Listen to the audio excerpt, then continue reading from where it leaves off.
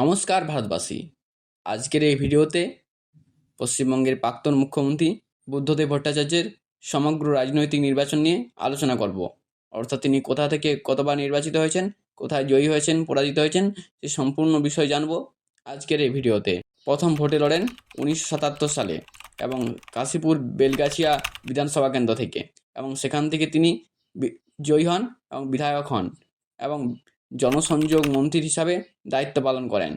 তারপর তিনি 1982 সালে আবার কাশীপুর কেন্দ্র থেকে বিধানসভা নির্বাচনে প্রার্থী হন, কিন্তু তিনি অল্প ব্যবধানে হেরে যান। এরপর তিনি 1987 সালে যাদবপুরের সিপিআইএমের প্রার্থী হন এবং এখান থেকে তিনি জয়লাভ করেন, এবং এখান থেকে তিনি 1987 থেকে প্রায় 2011 কোনোভাবেই তাকে হারানো যায়নি। তিনি বরাবরই যাদবপুর থেকে জয়ী হয়ে আসছেন। 2027 সালে তিনি তথ্য সংস্কৃতি বিষয়ক মন্ত্রী হিসাবে মন্ত্রিসভায় পুনরায় যান এবং তিনি নগর উন্নয়ন ও পৌর বিষয়ক বিভাগও দায়িত্ব পালন করেছেন।